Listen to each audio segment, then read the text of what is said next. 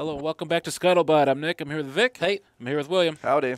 And today we got a special episode. We've got a documentarian on the show, Stephen Canty. William, you interviewed the man. What can you tell us? Stephen Canty was a Marine who served in Charlie Company, I believe, 1st Battalion, 6th Marines. I wrote that down to make sure. Yep. And the film he made is called Once a Marine. It is available for streaming on Amazon Prime. Always has been, always will be. And so I watched this film almost a year ago. I was scrolling on r/documentary on Reddit, and then he's like, I see a post like, hey, here's a documentary I made. I'm like, oh, that's kind of weird and strange. I haven't seen many directors post like what their own product on a forum. And I was like, okay. I was like, oh, it's Once a Marine. Like, I work for the Marine Corps Association. My parents are Marines. That's pretty cool and interesting. So I checked it out, and then I finished the film. I was just emotionally drained. It was an incredibly made, well done film that I just happened to stumble upon. And I saw the comments from the post being like, hey, if you have no Marines or no anyone who's able to share this, please do. So I'm like, well, happen to know a Marine or two. And I happen to work for an association that, knows a Marine or two. So I reached out to him. I did an interview that we published for Leatherneck, which is in publication. So you can go check that out. And then we decided to bring him on for the podcast to help plug his film more. Yeah. I'll say, when you first presented this to me, I was really interested. And then as I started reading or watching it, I'd say the first 15 minutes, I was a little skeptical because I'm like, oh, this is just there I was sort of account of what's happening, and then it takes a turn, man. Exactly, because I watch this stuff for my own entertainment and education. For me personally, I don't want to say I'm watching just people kill each other for fun. No, for me, entertainment and education is one at this point in my life. I just want to clarify that. But yeah, I mean, it's interesting to see the visual history. So I was the same way. I'm like, okay, this is going to be another sort of generic, I was there. But yeah, he flips it 180 incredibly well, and then you kind of realize, oh, this is the point. And I think because he had that access to all that great footage, the footage is fantastic. It's incredible. Then also having been a Marine with that unit, I mean, that gives him a much more tactile sort of experience, and then obviously I think it opens up a lot of doors as well. Mm-hmm. So I was but coming out of that film, I was how he also he went to college for a little bit, but he basically made this as a pet project, and it took him several years to do, refining the process and getting it down to exactly where he wanted it to be, and then it's an incredible work of art on top of just being a great documentary. Yeah, it oozes authenticity. Yeah, agreed. You'll see a lot of documentaries that feel like they are the effort is there to skew your perception. A lot of the most famous ones are just notoriously terrible about that. Super Size Me. Have a very clear agenda. Yeah, the agenda is there, and you know what it is because I tell you what the agenda is before they ever start, and then they're like, and now that I told you my biases. Now let's pretend I'm unbiased. Yeah, let's see how it plays out. Yeah, because his objective changed as he was making the film. At first, he's like, I just want to have interview my guys and talk about how much it sucks to be home. And then after doing a couple interviews, oh, I've stumbled onto something completely different.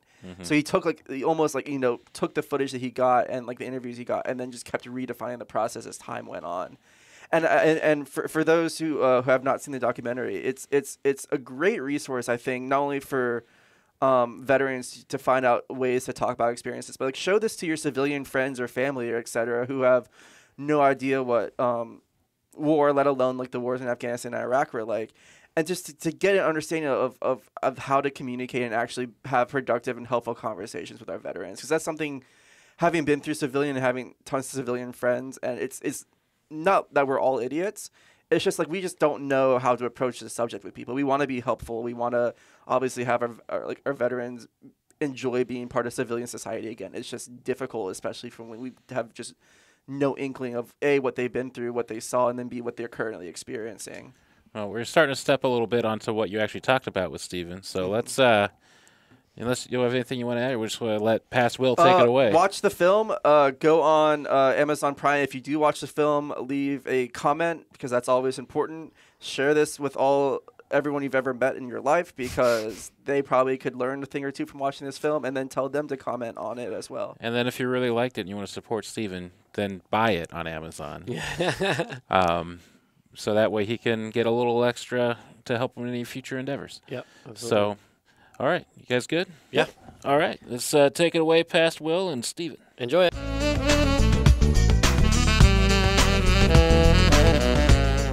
Hello, Scuttlebutt listeners. Today I have a wonderful guest here. His name is Steven Canty. He's the director, producer, editor, creator, overall god of the documentary film Once a Marine, which is available for streaming on Amazon Prime. And he is here today to talk about his film and his experiences overall. So, Steven, nice to talk to you again. Yeah, thanks for having me.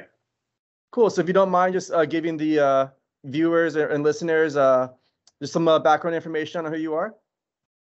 Yeah, I'm a director and filmmaker and a former Marine. I was a Marine infantryman from 2007 to 2011, and I did 2 tours in Afghanistan. And when I got back, I noticed that I wasn't the same person I was when I left, and I wanted to know why. And that journey kind of set me on a path that would lead me to making Once a Marine, a documentary about going to war and coming home and how that affects you. And here we are today. Cool. So if you don't mind providing a bit context, like when did you start doing the production of the film? Well, I've been out for like two years when I first started, and I kind of joined the Marine Corps because I didn't know what I wanted to do when I grew up, so to speak. And when I got out of the Marine Corps, I still had the same problem, and I kind of fell into filmmaking, which is hard to do when you're just out of the Marines. You don't have a lot of friends. I wasn't in any film programs in school. I was going to community college and working in a warehouse. And I just felt this kind of, this feeling of, I don't know, it was like being uncomfortable constantly. I felt like I'd returned to this world that wasn't the same place that I had left, and I couldn't figure that out. So I had taken a lot of photographs when I was in the Marine Corps and kind of got hooked on photographing things. And I ended up with a camera that could take video. And the more I played with the camera, the more I became interested in video. And then I one day decided, man, I'd really like to make a film, but not having a lot of friends and those resources, I kind of turned to the Marines that I'd served with and said, hey, let's just make a film. And at the time I was kind of that angsty, fresh out of the Corps Marine. It's like, oh, fuck everybody and fuck civilians. And so that's kind of what the original goal was. It's like, let's just talk about how hard it is to find a job and how people kind of suck and this, that, and the other. And I asked a buddy of mine with that storyline in mind to come down and sit down for an interview. And what I got was a lot more emotionally honest and in depth than that. And that kind of kicked off what became Once a Marine. And the more I started talking to guys that I had served with, the more I realized they each had a piece of the puzzle as to why we were different and why we felt different in these interviews. And it took me several years of conducting interviews before I got to a point where I could even start to put something like a trailer together. And then once I had that, I knew that making films, and particularly making Once a Marine, was something that I was committed to, and dropped out of college and started a Kickstarter and went about making the film full time, and was able to raise some money and travel and get some footage of, people's graves and various people, Marines in their home environment, and conduct interviews with people like the mother of a Marine that had died when we got home that maybe I wouldn't have been able to interview. And once I had all that stuff, I realized that I had 10, 12 hours of interview footage of something very different than this kind of angsty, I hate civilians kind of film. It was a real emotionally honest, in-depth look at like why we were different and what had really changed with us. And then I had to edit it all together and put that together. And that was kind of a bear of a task, to go through something and figure out why you're different and then figure out how to explain that to people using these interviews that you've recorded. And since I'm entirely self-taught when it came to film, besides like YouTube videos and stuff, it was a process of learning how to make a film, learning how to come back from war, and learning how to explain what I was going through to other people. So it took me 7 years to make Once a Marine. I finally released it in 2020, November 2020. And I started in, I want to say May of 2013. So it wasn't easy to figure it out. And I don't claim to have any answers, but I think the film is unique in war documentaries in that it talks about kind of deeper things. And we went there, we did this, we saw this, and we came home. It talks about how people came home from that, and how they go from being a killer and a Marine infantryman, locate, close with, and destroy, to being a father or a bill payer or whatever. And that was particularly difficult transition for a lot of us to make. And so yeah, that's how kind of Once a Marine came about. I kind of fell into it, and just really, you know, it was a long process, but I think for anybody that's seen it or checks it out, I think you'll kind of agree that these guys that helped me make it were telling their truth, you know.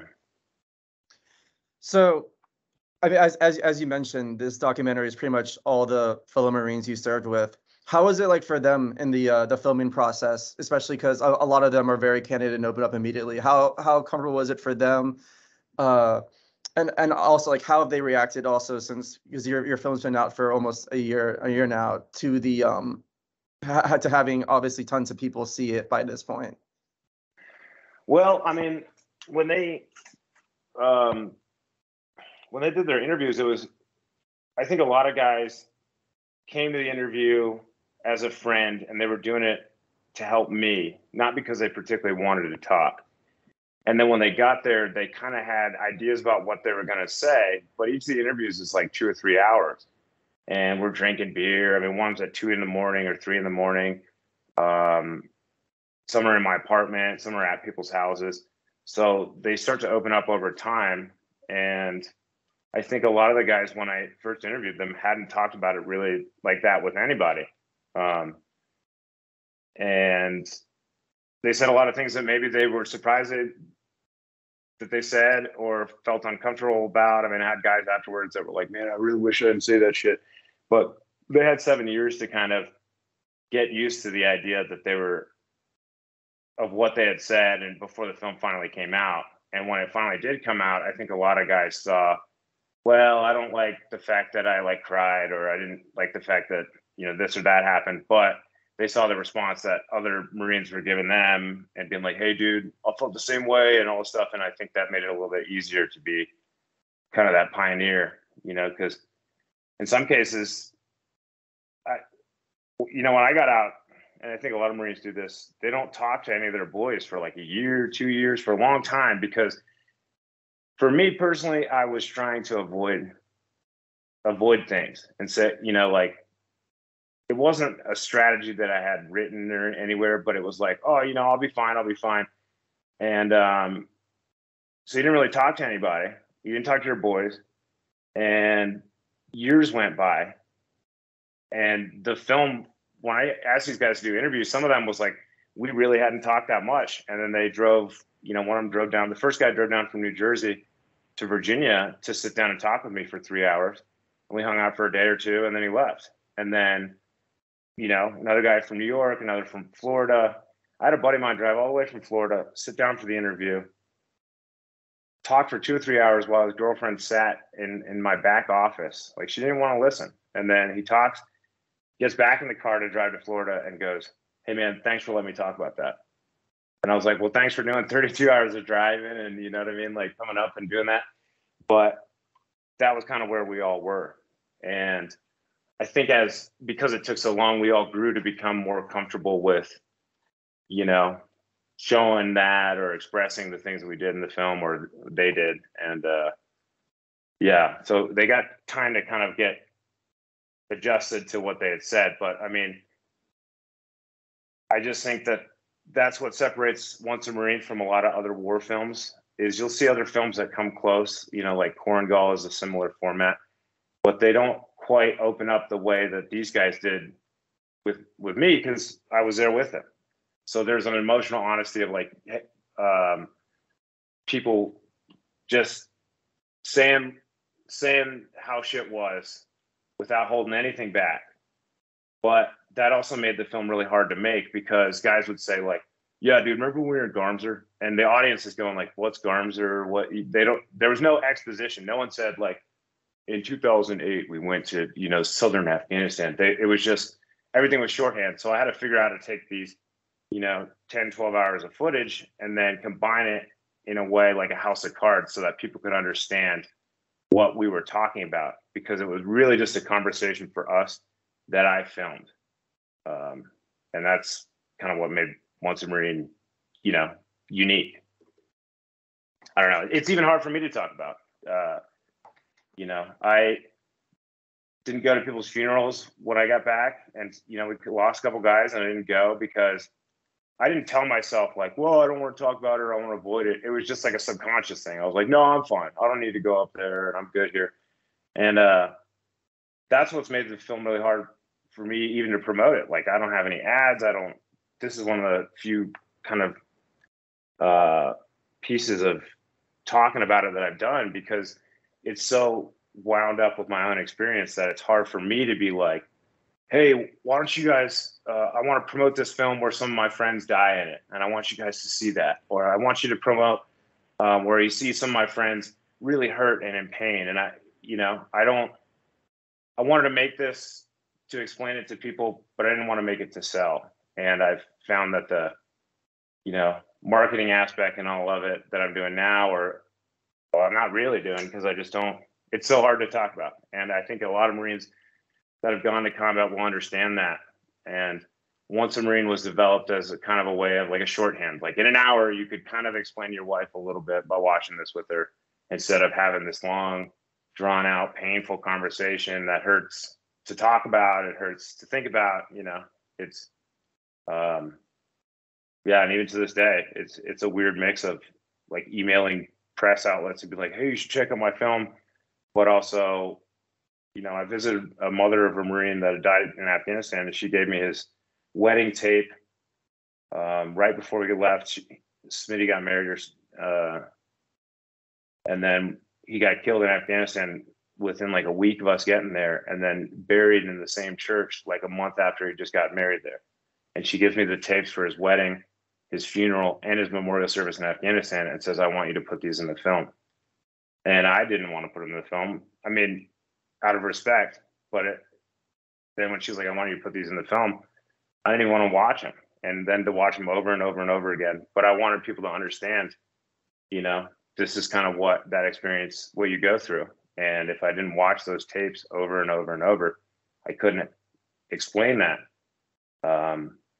So, and then when you have somebody's mom saying, hey, this is what I want to honor my son, it's really hard between telling a story in a way that, I don't know, telling a story in a way that you're open, but I don't know. I don't know. That's what I'm talking about. It's just hard to even, you know, talk about sometimes. Oh, but, completely, totally. So you mentioned obviously this is your experiences, and you really don't appear too much in the documentary. I think you have like maybe 2 or 3 cameo appearances where it's like you're setting up or something, or you're like in a picture. How much of this do you feel is your story, and how much agency do you feel you have in this, versus do you feel like it's driven less by you and more by those you served with? If that makes sense? Yeah, it does. I mean, there's like I read somewhere somebody said something like nowadays in modern society, does the act of wanting a picture inform the photograph itself? Like, do you take a picture of something to show that you were there, or do you take a picture of something to show? I don't know. Like, what of our behavior is motivated to show others. And I guess like the film is hard because I'm not really in it, but at the same time, all the guys that I interviewed were some of my closest friends.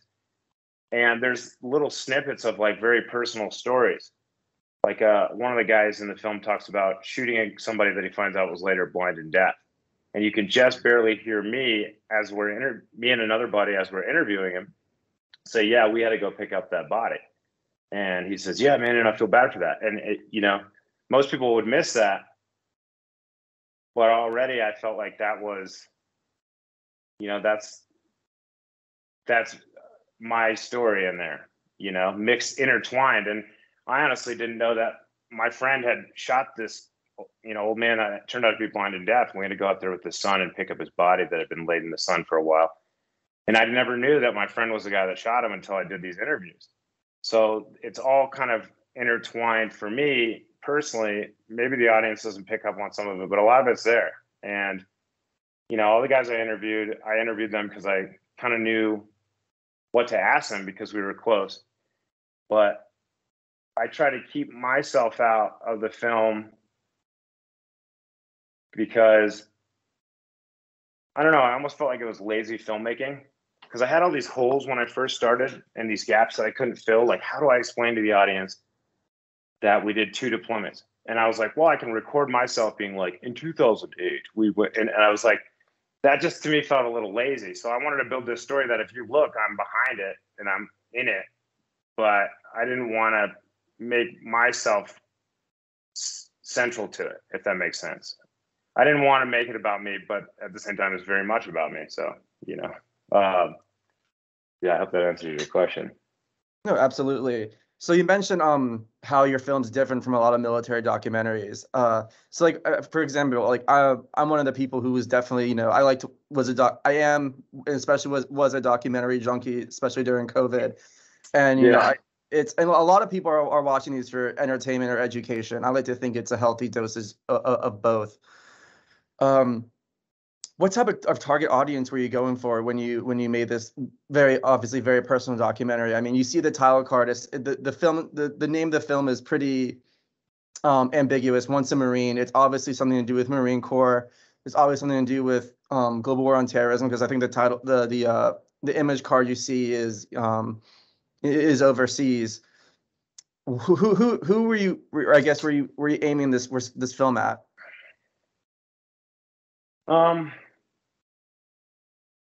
I don't know. Mostly it's aimed at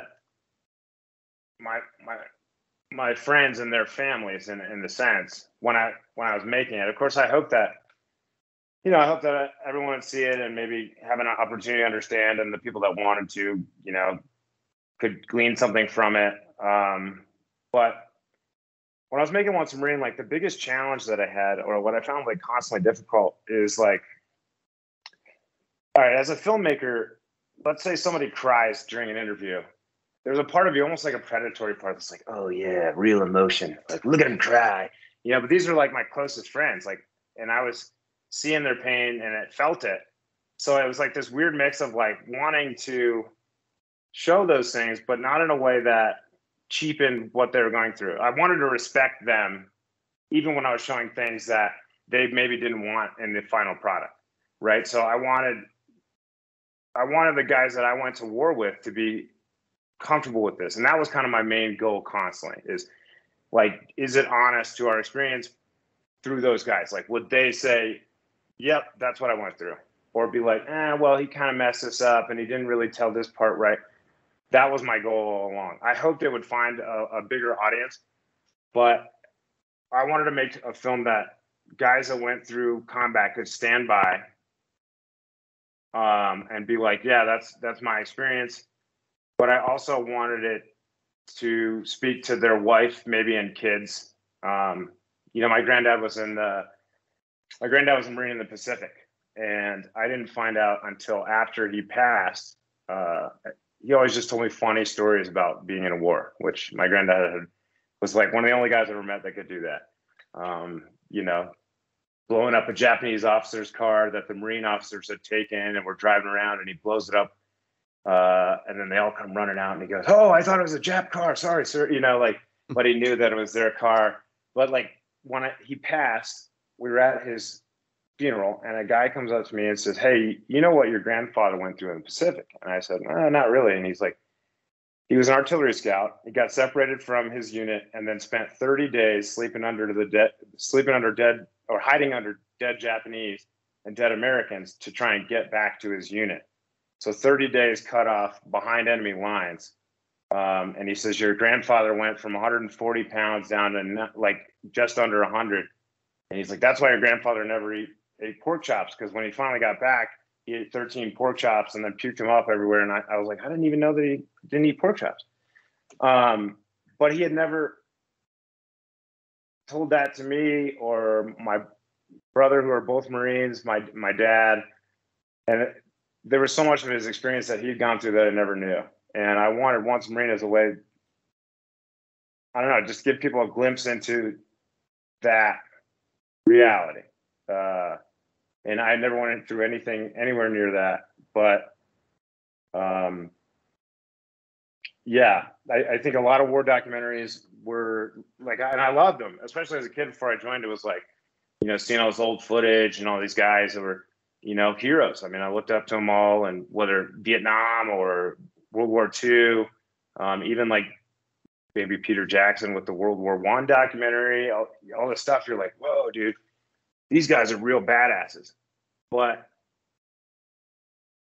as I got out, I kind of realized there was more to being a badass than just going over there and doing stuff. Because it meant you actually had to do stuff. Maybe the camera crew comes around, you talk about how, oh, the shoot I've seen, and your boys would be like, that guy didn't do it. You know, like that guy was at the FOB the whole time. So, and then to see these guys in Once a Marine, like they're badass in the sense that they came like, one of my friends in the film starts to cry. And I was like trying to cut the interview to be like, hey man, you know, you don't have to put that in there. I was going to, hang on, we can take a break. And he goes, hold on, dude. I want to say this. And it was like, that's a fucking badass to me. Somebody that's like, I know I'm crying. I know that some people might think I look like a bitch, but I'm not at all, because I actually have the strength to, I don't know, I have the strength to tell people that I'm hurting. Like that to me was just, you know, Korngal. I met Sebastian Younger, and he's a really awesome guy. And Restrepo is great, tells an incredible story. The footage is amazing. Korngal has some great footage, and, you know, it's kind of an after action report on Restrepo. But you'd see these guys, they'd be like, you know, when I got back, it's hard to talk about. And that would be the end of it. Like they would kind of choke themselves off. So I wanted a bunch of guys that would never talk to people about this, barely talk to their wives and families and all that stuff, to really open up for just an hour. And I think that's what Once a Marine accomplishes.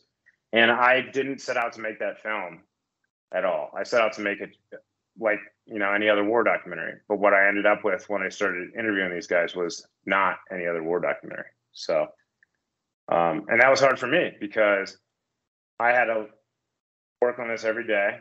And I really had I had a hard time looking at it. You know, I'd have like a beer at like 9 a.m. if I was going to be working on this, to take the edge off, I always said, you know. And it was like, because I'm staring at this part of my life that up until then, I'd rather just kind of tell myself, I'm good. Just keep, you know, the Marine Corps is very much like, keep pushing, which is great when you're in combat and stuff. Or, you know, you don't want to fall out of a hike and get a rectal thermometer. So you want to just keep pushing, even if your feet are bleeding, your whole body's screaming at you. But there's certain points in your life, especially when you come back from that, where you kind of need to take your boots off and air your feet out, if that makes sense. And I wasn't ready to do that. And the film kind of forced me to do that, you know, and seeing these guys, I mean, I didn't expect it myself. And, you know, they're some of my best friends. So it just ended up being a totally different thing. And I'm happy that it did. So I guess my audience, I had a friend of mine once say to me, man, let's watch this documentary. I was like, on farm tractors or something. I was like, man, I don't give a shit about that. And he says, well, that's the mark of a good documentary. I like to watch things about subjects I don't care anything about. And he's like, if at the end of it, I'm a little interested in it, then it was a good documentary. And always kind of use that as a metric for Once a Marine. It was like, yeah, a lot of people, back in World War II, you came home, you're a hero. Vietnam, you came home, they, spit on you and shit. And nowadays you come home and nobody really cares, which, hey, I'd take that more than being spit on. And I respect the guys that paved that path for us, but there's a kind of willful ignorance about a 20-year war that's been going on that I came back from Marja, and Ben Anderson, as a filmmaker for Vice, had made The Battle for Marja, and I didn't have HBO, so I had to watch it with some of my high school friends who are now in a frat. So I go to this frat house to watch this documentary from some shit that I had just come back from 3 months earlier, and all these frat bros are sitting there, and they're nice guys, but they're all sitting there. The film ends, and they go, "Damn, dude, so were you in the Marines or something?" And I was like, "Yeah, dude, I was there." And they were like, "But I mean, you were there or in that battle?" People just couldn't. There's such a disconnect between this war that's been going on and the fact that people will go out there and fight it, and I don't really get butthurt that people don't care, but if you want to you want to peek into the window, then watch Once Marine. If it's not your cup of tea, cool. But for me, that's kind of my way of measuring how much you want to learn or know. So. No, I mean, so something that's come as a result of your documentary. You had obviously your target audience. This was for your friends. You made this for yourself, but you're going to obviously outreach to a lot of people, especially, from my generation who know very little. I mean, even I'm learning tons of new stuff about my family members or just about the war in Afghanistan and Iraq as a whole, just because it's not like in the old days where, you go to the movie theater and you would see an hour of government news footage. My grandma's generation, they knew all the islands, they knew all the landings, they knew they had a good idea of what was going on, and that just isn't there now for good and bad reasons. You could argue.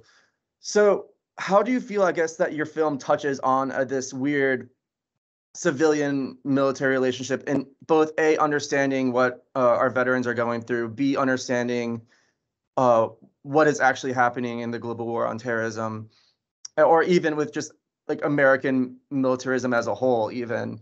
How do you feel, I guess, that your film opens a discussion between people who this has impacted their life strongly versus it's been either totally peripheral or even not on the table for a lot of these people? Huh. I mean, that's a good question. I guess, in an earlier cut of the film ends, and there's sad music at the end. And we watched at the 5-year Marja reunion in 2015. And one of my buddies says to me, "I like the film, but I didn't like the ending because I don't want people walking away pitying us." He's like, "You got to put one more thing of combat in there, one more badass song to lift the audience up before they leave." And I realized, man, he's right, because I don't want people to pity us. I also want them to be like, "Hey, man, yeah, they paid the cost. They went on to some really badass stuff. Being in a war is fucking badass. It is cool as shit. I mean, it is all the games you played as a kid made real. Now it's fucking also tragic and disgusting and horrifying and all these things, but it's the best and worst of humanity on display. I mean, your boy's shot and bleeding out in the middle of the field, and you see guys run out knowing that they might get killed to grab him and pull him back. Those moments are beautiful, wow, geez, people would give up their own life for other people. And you see the most disgusting moments, I mean, the Bachabazi over there, people I'd rather not get into the disgusting stuff because it'll start pissing me off. But everybody, and so you go through war and it's super badass, but then there's this kind of narrative now, nobody knew really about PTSD and it didn't enter the cultural zeitgeist for a long time. And now you see it in Law and Order SVU and every TV show.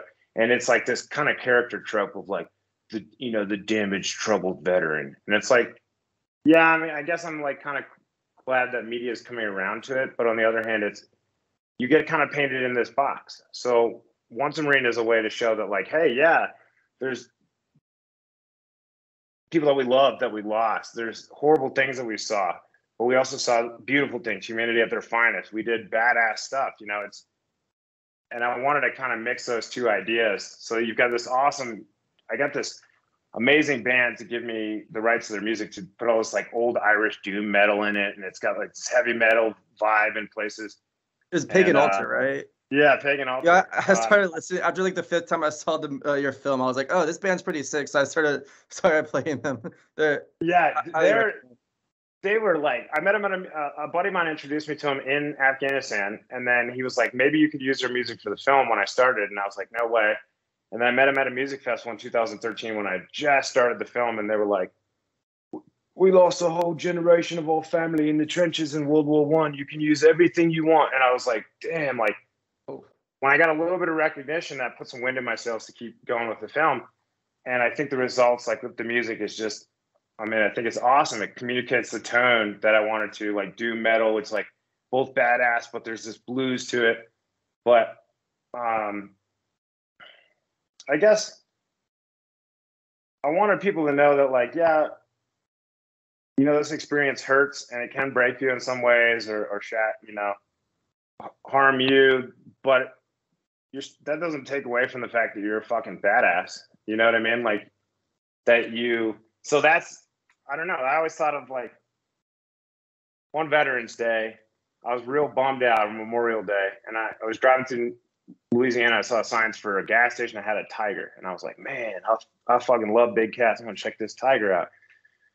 So we pull off the road, and I've been feeling, sad because it's Memorial Day, and think about my boys, and pull off the road and get to this gas station, and they got this beautiful, huge tiger, but it's in like a 10 by 10 foot cage, and people are throwing peanuts at it and shit, and going like, look at the tiger, and it's like, man, I just fantasized about opening that door up, because I was like, oh, you're not gonna throw peanuts at the tiger now.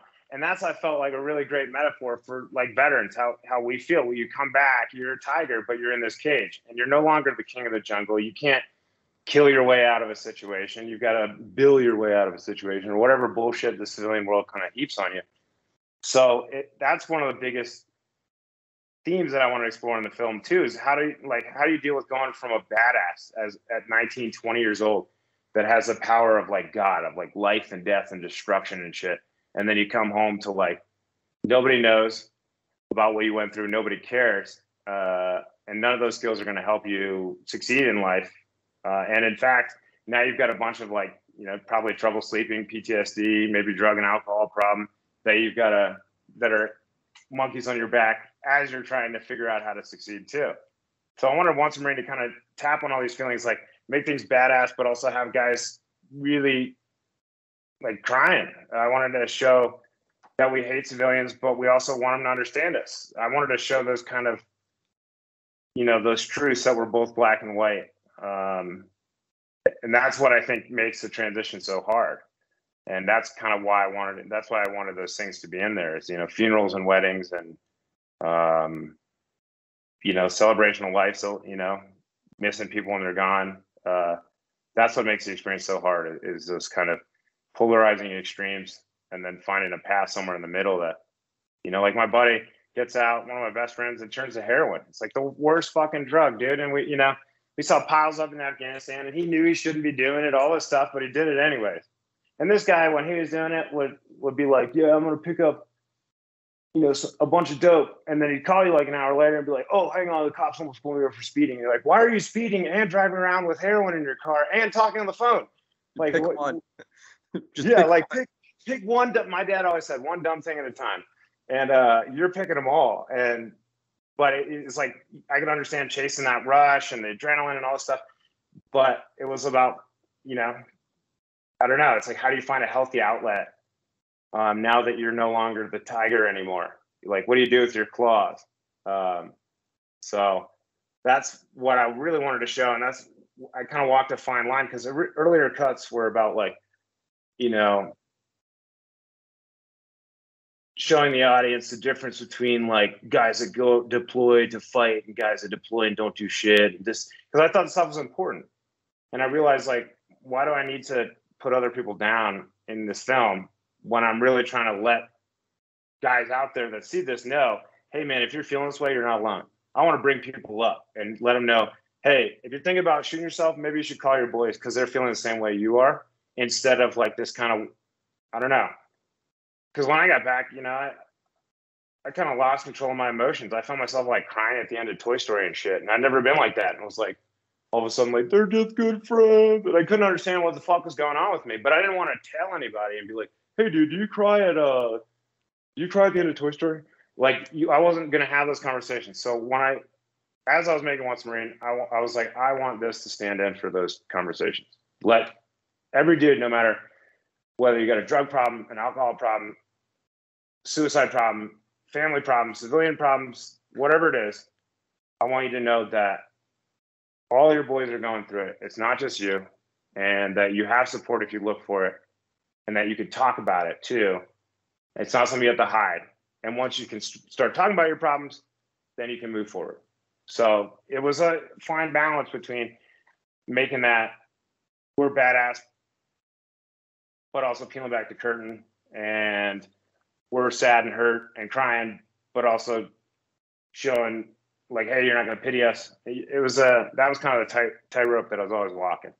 And I think, it took 7 years. So I think every piece in that film has been polished and refined and refined and refined and refined and refined ad nauseum. Everyone kept saying, are you going to finish this thing, man? And I was like, it's not ready.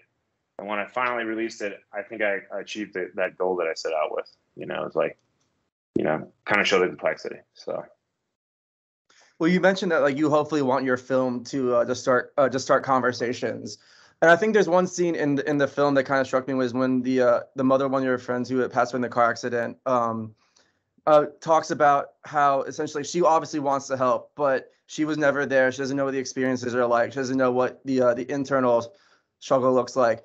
But it feels like she was almost like helpless. There's no go-to guide on how to solve these issues or how to address these issues. It's pretty much just every case is different.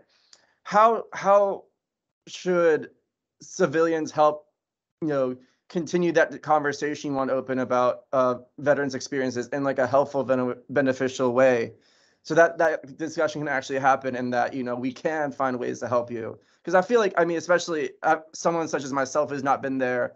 But knows tons of people who have been in the military and served in different capacities.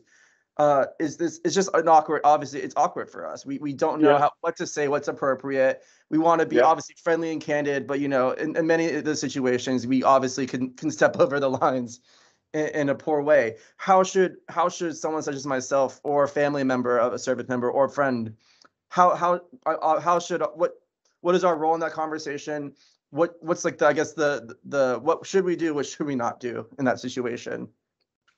Oh, that's tough because I feel like I've got very loving and supportive parents, but even sometimes my dad would be trying his best, especially earlier on, and be trying to understand, and I would like snap at him for something, because something that rubbed me the wrong way, but I couldn't articulate that, and it was like, here's this guy that was trying his best to understand. I guess for me, I would say the biggest thing is like, get out of the way of whoever you want to, whoever's like, you'll see it if you're hanging around like these guys, like maybe one night they have a little bit too much to drink and they'll be like, when I was in Afghanistan, out of nowhere.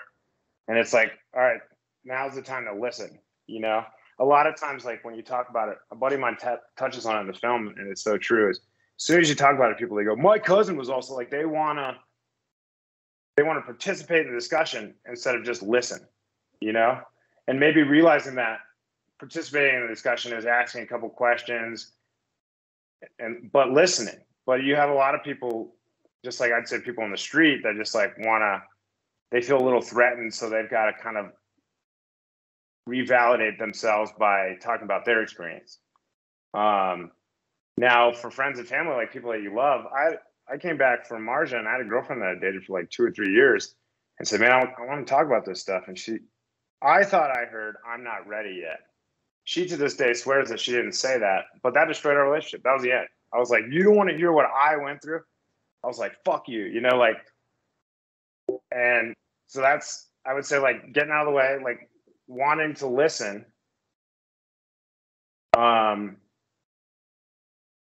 And kind of just acknowledging that you can't understand, but you want to try, can really help. allow people to have the conversation. Like my girlfriend now is great, and I think she knows more about what I went through than pretty much anyone I've ever dated because, you know, sometimes I get on a rant, as this podcast is evidence of, and she just shuts the fuck up and listen, but she retains it, and then she'll sometime later be like, "Hey, is this so and so that you mentioned?" And I'm like, man, I feel kind of understood because I feel like she's hearing what I'm saying when I do choose to say it, and it might be once every couple months that I'll, like, during the fall of Afghanistan, obviously, I was pissed and angry. I mean, just a lot of emotions going on, but she listened, which helped me kind of explain how I was feeling a lot more. But I would say that if you want to know, then you'll give people the kind of space to talk about their thing without interjecting your own ego or your own politics. I've had a lot of people say, well, how could you fight in Bush's war? And it's like, dude, aren't you fucking listening to me? It has nothing to do with that. And I don't know. I feel like when someone that's been through that experience or any really traumatic experience finally opens up and they say, hey, this happened to me when I was younger, you don't start being like, well, I almost got molested. It's like nobody wants, you know what I mean? You just need to shut the fuck up and listen, right? And the more you do that, and the more that person feels like they can not just talk and not be judged, but they can also be heard. That's the biggest thing. I had a conversation with a guy one time. He was an ambassador's son. He grew up in Kabul, and I thought, man, this is cool. So we started talking about Afghanistan stuff at dinner. And I thought, man, this is kind of cool. I've never really had a conversation like that with a civilian. And I found out it was like a friend of a girlfriend at the time's family. I found out like 2 weeks later, she's like, what did so-and-so say? You're going to try and import guns and missiles from Afghanistan? And I was like, what the fuck? It was like this guy hadn't heard a thing I said and just then went on to like use what I was saying to talk. I don't know. Like it felt like that's I think a lot of guys' biggest fears is like, not only are you not going to listen and not understand, so why should I try? But then it's also going to be used maybe against me, or like these are your vulnerabilities, these things you're trying to work out. Like, some of the things that happened over there, you're going to be thinking about or wondering about for the rest of your life.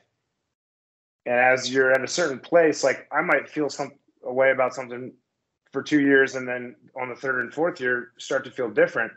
But if someone that, I don't know, you're dating or your family is going, well, I thought you said you were cool with it, and you're like, you know what I mean? I don't know. Just give them the space to open up and show, a genuine interest. And when it happens, just let your ego and your desire to talk get out of the way, which is hard for me. And like, once they open up like that once, and it doesn't come back to bite them in the ass, and then they feel like you're listening and learn maybe some names or this, that, and the other, then maybe they'll start to talk a little bit more. And then tell them, hey, I kind of want to know what you went through. Not maybe, I mean, like, you guys are all kind of historians over there, so like maybe from an archivist point of view, like, I want to know what you went through, like my grandfather. I don't want that story would have been lost if somebody hadn't told me at a funeral, and I would have never understood. And my granddad was crazy as a fucking bat sometimes. I mean, we were 6 and 5 years old. He gave my brother and I, he threw gasoline all over a hornet's nest and gave my brother and I matches and had us throwing matches at it on the side of his chicken coop. And now that behavior makes a lot more sense. And he's cackling the whole time. Oh, get it, boy. And you're like, what's going on? But now you see like, oh, I understand where that sense of humor comes from, because we're not running for our lives under, behind enemy lines. So it's not that big of a deal. So now I understand why he gave us, fireworks and matches and gasoline and knives and all. You get it. So it's like, if someone really wants to understand their loved one, give them the space to talk, let them know that you want to hear and listen, and realize that sometimes when somebody's telling you a war story about blowing away some dude in the Taliban about to set up an IED, and you don't have anything to say to that, that's okay. You don't have to say anything. Well, I was playing Call of Duty. It's like, people always want to understand. But I've realized after going through that experience on my own, I got to have a lot of really awesome conversations with people all over the world, because they'll come up and say some crazy shit. And instead of me, like I ended up talking to this guy in New Orleans that had been stood over, which apparently is like when you stand over someone with a pistol and empty it into him. He's like, you ever been shot 16 times, man? I was like, no, I have not. And I'm grateful for that.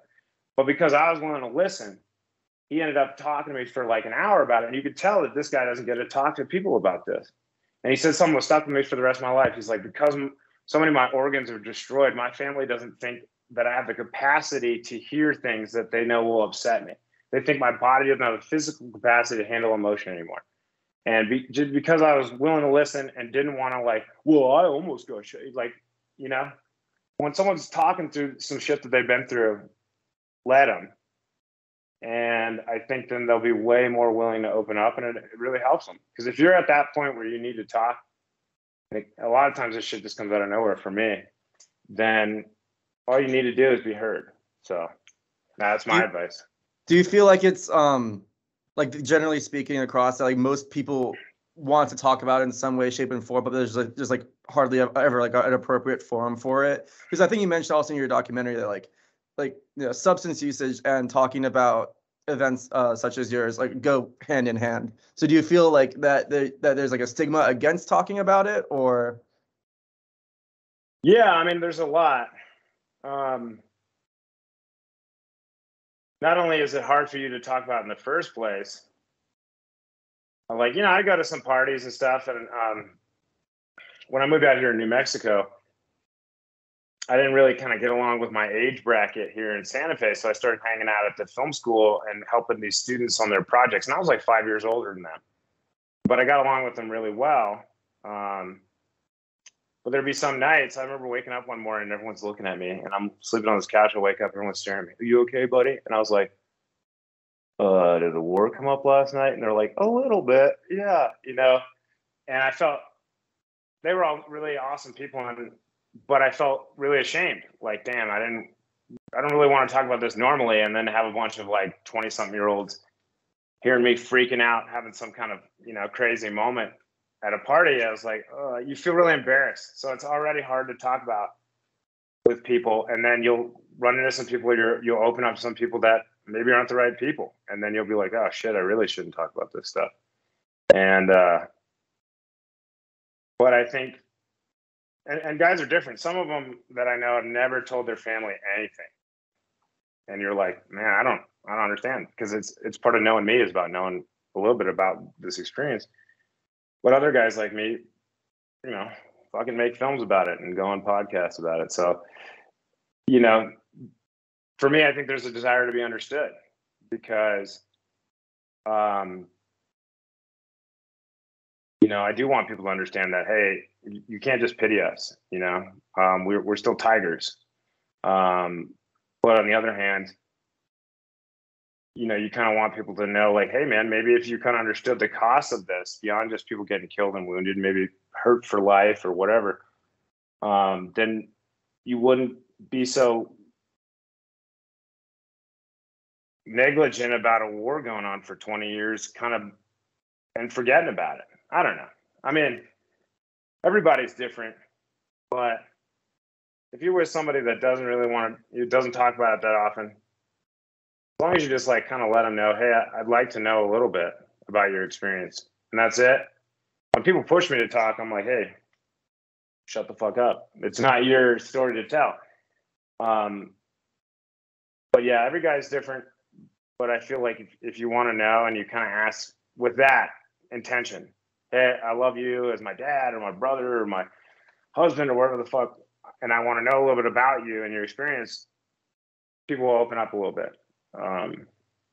But it's very hard. It's a lot easier just to kind of carry that Marine Corps style, just like shut the fuck up, put your pack on, and keep hiking, than it is. It's the same. Hiking is a good metaphor, because as soon as you started to think about how much your feet hurt, it became almost unbearable. But if you just kept walking and didn't think about it, you could still keep going and accomplish the mission. But a lot of guys are stuck in that mentality for 20 years after they come home from a war. And, you know, that maybe don't know how to step out of that. So everybody's different, but if you listen with compassion, then I feel like people will talk a little bit, So, I don't know. And it's, it's part of being men and part of tradition here too, that, I mean, everybody says World War II. I once asked my dad, I was really struggling a couple of years when I came home, and I asked my dad, I said, man, how come I'm so bothered by this and hurt by it? But people like Granddad, like the World War II guys, it didn't bother them at all. Like they could just come right back home and get right back to work and shit like that. And my dad's like, that's what you think, because that's what they want you to think, or that's the history gilding itself.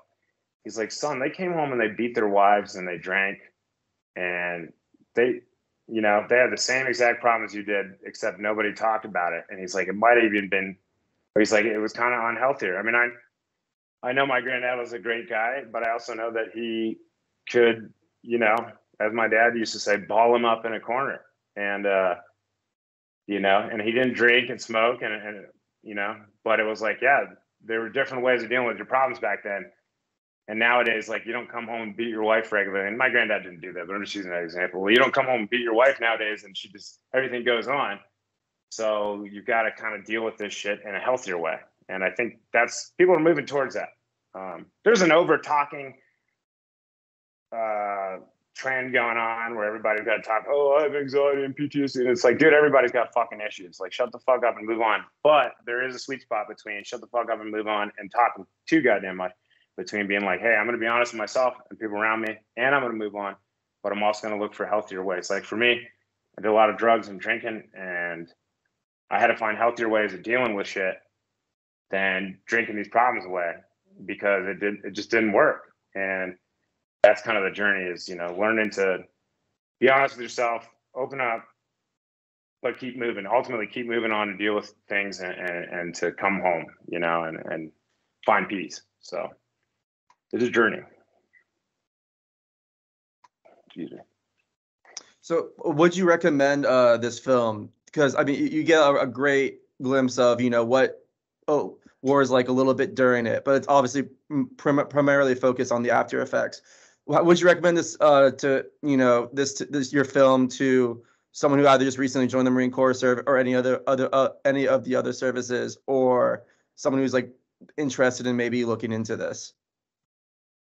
Yeah, I mean, for people joining, I remember my brother was like coming into the Marine Corps as I was going out. And his first deployment, I had gotten out and we went to see him off, and he's got this shit-eating grin on his face as he's going to get on the bus to go to Afghanistan. And I remember my mom being like, hey, you need to say something to him. Like, he doesn't know what he's getting into. He's grinning and all this stuff. Like, do something. And I was like, there's nothing you can do, because they're not going to hear it. You could watch all the Once Marines in the world. The thing that motivated me, the tipping point for me, was reading Generation Kill and being like, I'm going to do that. And so those guys that are like, especially new and all this stuff, I don't think they can be dissuaded, and it might not click with them in the same way. Because, especially when you join, you're young and teenage and invincible and all this stuff. And I know as a Marine infantryman, you want to go and fight. Even if all these guys are saying, hey, it'll fuck you up, you lose friends, this, that, and the other. You don't give a shit about any of that. You just want to get into the fight. So it might not click with them beforehand, because you can't truly understand what you're getting into. But I think for anybody, sure, that's interested in it, maybe from an angle of joining, sure, but definitely when they come home, and for anybody's family that wants to understand a loved one a little bit better, I kind of saw the film as a shorthand for a conversation, like somebody to watch with their wife and be like, hey, I had somebody's wife told me in an hour, I learned more about what my husband went through than in the 7 years he's been home. And that to me was the highest praise. It was like, cool. He didn't have to tell you, or maybe it started a conversation, but the fact that you've already shown him that you want to understand. And she's like, yeah, I asked him afterwards, like as soon as the credits were rolling, I was like, did you go through anything like that? And he was one of my senior guys, and he's like, yeah, I trained those guys. And I went through all that stuff. And I think guys that are, young, dumb, and full of cum, as they say, are like, they're just going to be that way. And that's why, you know, my older brother that wasn't a Marine is saying, yeah, you know, that's how they trick guys into going to war and all stuff. And I was like, dude, they don't really need to trick you that hard. You know what I mean? At 17, you're like, come on, let's fuck somebody up, dude. What's up? You know, like you're football, wrestling, going to the Marine Corps. It's all kind of hand in hand with that. So I don't think it'll talk anybody out of the decision. That's good. When my little brother came down, everybody said, don't join. And he says, if you could go back and not do it, would you? And everybody said, well, no, I'd do it the same way. And he says, well, there you go. Everybody's told me this weekend not to join. But he says, nobody said they would go back and change joining if they could. He's like, that's what I want. So people like that. My brother came down for a weekend, went to a Marine Corps party, got punched in the eye the hardest he's ever been hit in his life, got more hungover than he'd ever been in his life, spent the whole next day laying in my bed at the barracks, goes home to my mom. He's got this huge black eye and reeks of alcohol. And she says, what the hell happened to you? He goes, Mom, I'm joining the Marine Corps. It's like nothing could dissuade him. You know, you should turn that into a recruitment story. Yeah, right. So he actually had a more illustrious Marine Corps career than I did. You know, become an AMGLOC instructor. Now he's an Apache helicopter pilot, and which is an interesting thing because he's still in. So he's still in that kind of carrier pack mentality. You know, sometimes we'll have discussions, and he's like, I don't really feel like it affects me that much. And I'm like, well, that's because you can't let it affect you. You know, you're still in that mode, you know. So it's kind of cool to see, like, you know, the former Marine turned, like, as he always says, hippie filmmaker, and you know, an Apache pilot machine gun instructor kind of talking about these things. But yeah, once Marine's not going to dissuade anyone. They're just going to see the 8 minutes of combat footage and be like, dude, that's sick, bro. And it's awesome combat footage that was all filmed by the guys in our unit. And I don't know. They're not going to pick up on the other themes until, you know, they come back. So, but once they're back, hey man, you know, I'll keep it on Amazon Prime. I don't really make any money off it, but I'll be in debt for Once Marine for a long time, but it's always going to be worth making it because I think it's the most honest depiction of going to war, but it's more focused on coming home. So it says most honest depiction on coming home from war that I've seen as of yet. So, yeah, it's just for anybody that wants to understand that experience. And I had a guy hit me up the other day and say, hey man, great film. And I said, you watching it now or you just finished it? He goes, oh, I'm just starting it. I was a Marine myself and all this stuff. And I was just like, buckle up, you know, because he didn't realize like how real it was going to be. He thought it was just going to be like, cool, look at the guns and the combat and all this stuff. And then he hit me up like 2 or 3 days later and was like, hey man, I really had to think about shit after the film. Sorry, I didn't hear you up earlier. And I was like, well, you know, that's kind of the point. But I mean, creatively, it works brilliantly. I mean, you suck the people in with, you know, the introduction, and then it goes completely the direction you don't think it's gonna go. So I guess you mentioned like how do you feel the general feedback has been so far? Just general feedback has been insanely good. I mean, I was really, like I mentioned earlier, it's hard for me to talk about and share and this, that, and the other. And I was kind of really worried about getting the wrong reception. But everyone that's seen it, I mean, it has 4.9 stars and 190 reviews on Amazon, 8.4 on IMDb. You'll get a couple, you know, idiots out there. This is why, you know, like just totally miss the point of the entire film. Somebody said, not my Corps that people drink and do drugs. And I'm like, well, yeah, sure. Maybe not the drugs, but I remember being a binge drinker in the Corps. And I don't know. It's like you miss the whole point. You're not listening to these guys, but almost everybody gets it. I did a screening here when it was still a work in progress, and I mentioned it in the paper, and they gave me the front page for the Memorial Day, and just had a free screening. I rented a movie theater, and people said, hey, it's open to the public. And we almost had a full theater. And I had these Vietnam guys and stuff being like, thanks for telling our story. And that really hit me because I didn't think about it that way. But, you know, they were saying like, this is the most honest depiction of, you know, that experience is like.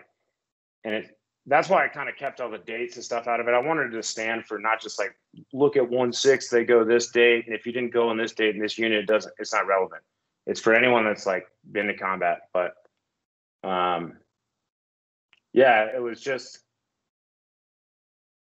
I think that's all that really matters to me, is that the guys that need to see it are.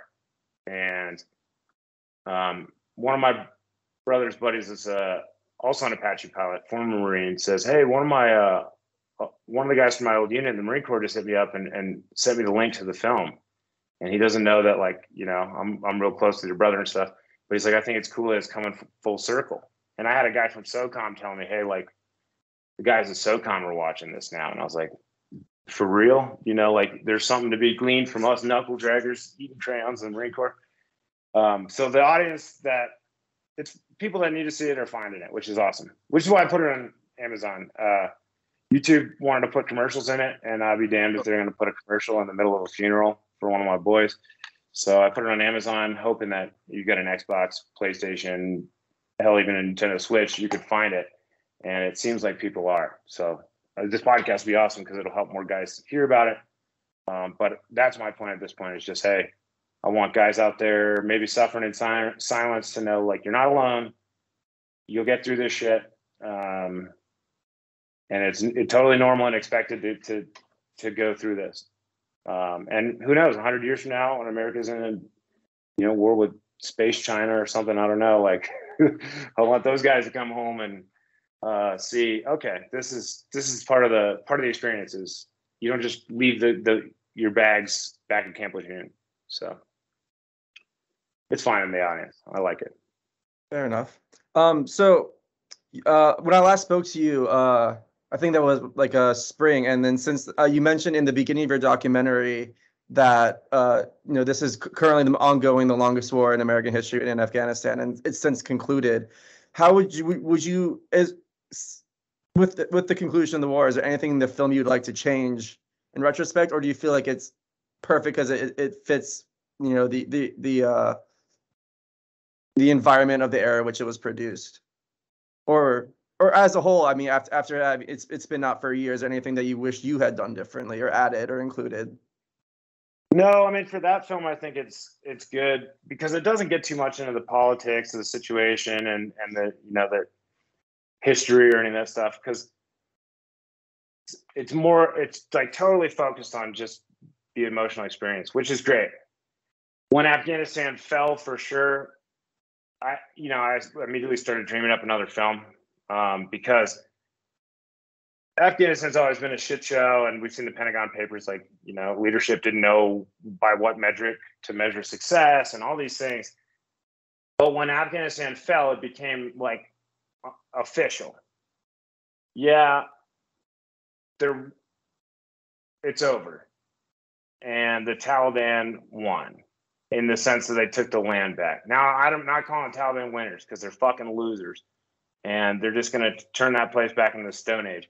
But that's what hurts my heart, is like, man, I truly believed at the end of the day, maybe not in the mission so much, but I believed that the Marines on the street were good people, selfless people that believed in helping people, that believed in making the world a better place. And the Taliban dude throwing acid in somebody's face to go to school, I don't think they're in the same level. So at the end of the day, that was my takeaway. It's like, hey, we're the good guys, if only that we cared enough about some place we'd never heard of or been to.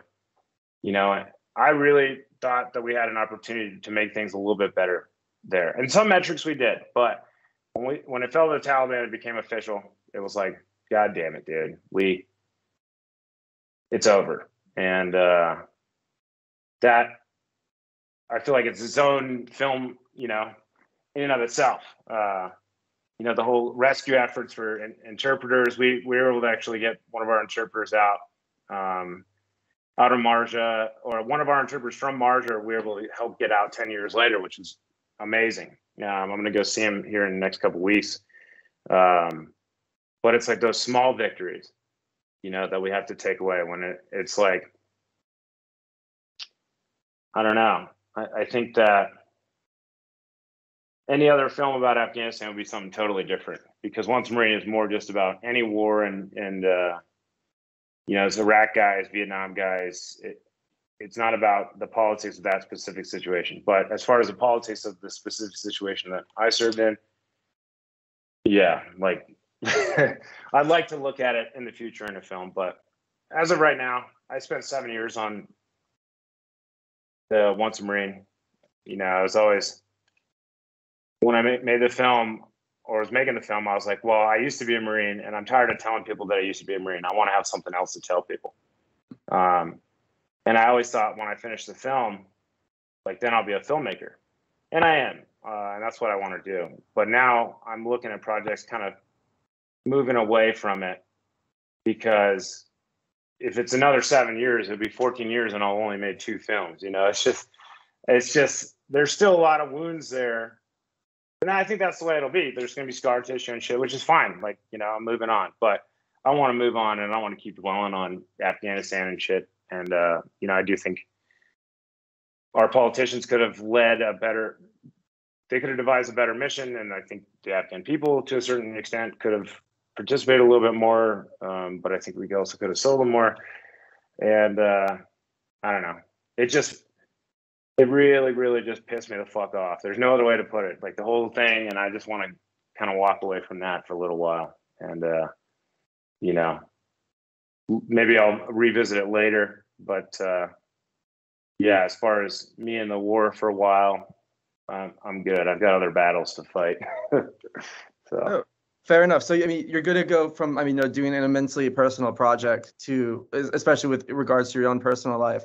So where does Stephen Canty, filmmaker, go from here?